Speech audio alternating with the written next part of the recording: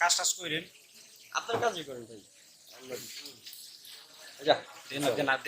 দে এত দরকার ছিল, এখন দরকার বেটা, এখন কি করেছে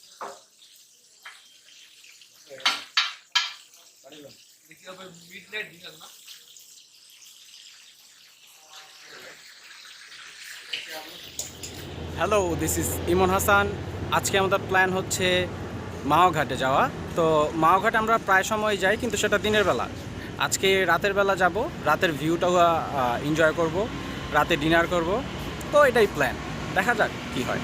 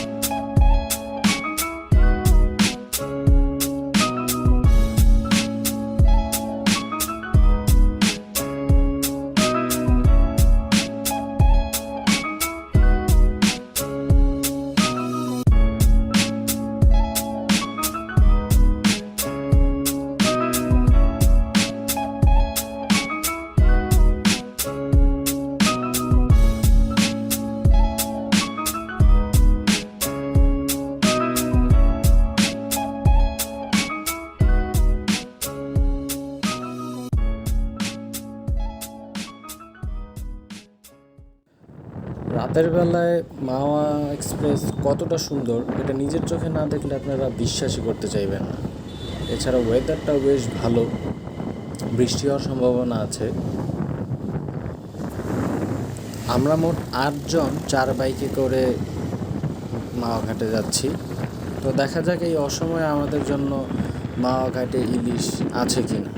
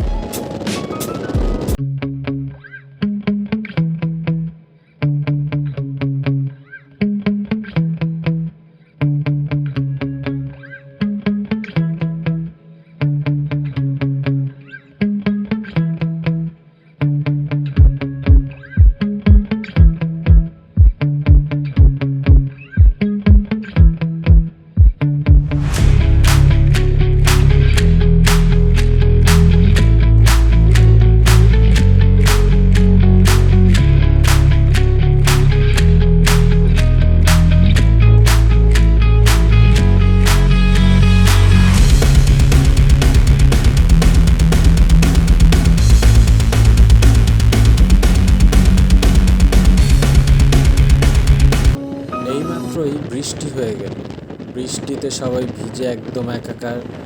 আর বৃষ্টিতে রাস্তাও খুব বেশ পিচ্ছিল। তো যারা বাইকে করে আসবেন অবশ্যই সেফভাবে ড্রাইভ করবেন, হেলমেট পরবেন, হ্যান্ড গ্লাভস পরবেন, খুব সতর্কভাবে বাইক চালাবেন যাতে আপনি কোনো অ্যাক্সিডেন্টের শিকার না হন। বৃষ্টি হওয়াতে চারপাশ থেকে এমন একটি সুঘ্রাণ আসছে যেটা আমরা আমাদের ব্যস্ত শহরে সারা বছরও একদিন পাই না। যাই হোক, কথা না বাড়িয়ে গন্তব্যস্থানে যাওয়া যাক।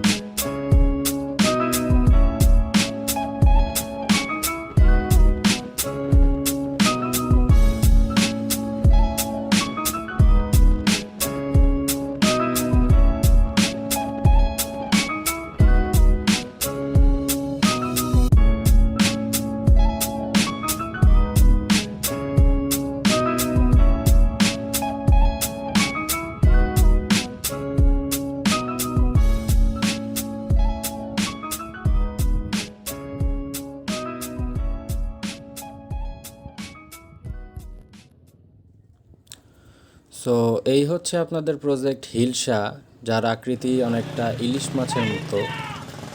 তো রেস্টুরেন্টটি বন্ধ, আর এছাড়া আমাদের এখানে আসার প্ল্যানও ছিল না, সুতরাং হোটেল বা রেস্টুরেন্ট খোঁজা যাক। ভিডিও দেখতে হবে এখানে সবাই রেস্ট নিচ্ছে, তো দেখা যাক। ফাইনালি আমরা একটি রেস্টুরেন্ট খুঁজে পেয়েছি যার নাম কাঁচা লঙ্কা।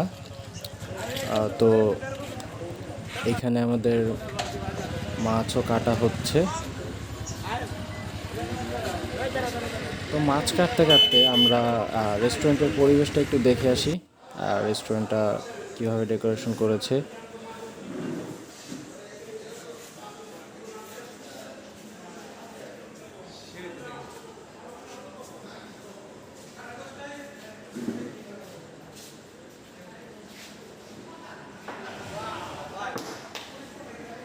রেস্টুরেন্টটা ঘুরে দেখতে গিয়ে দেখা মিলল চিল সাহেবের।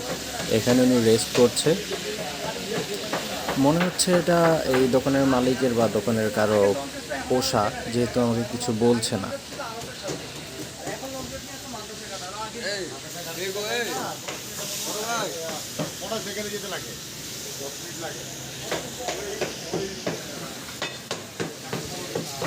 এইখানে আমাদের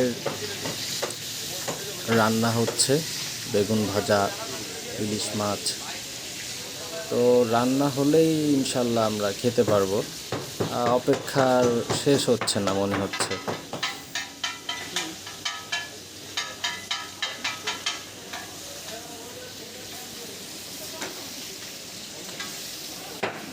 অবশেষে আমাদের মিশন সাকসেস। আমরা চেয়েছিলাম রাতের বেলা মাওয়া আসবো, মাওয়া এসে ইলিশ ভাজা দিয়ে ডিনার করব। তো ফাইনালি এটা সাকসেস হয়েছে, আলহামদুলিল্লাহ। সুতরাং আমাদের ভিডিও এখানেই শেষ। যদি ভিডিও ভালো লেগে থাকে অবশ্যই লাইক, কমেন্টস এবং সাবস্ক্রাইব করবেন। সবসময় পাশে থাকবেন, দোয়া করবেন। আল্লাহ হাফেজ।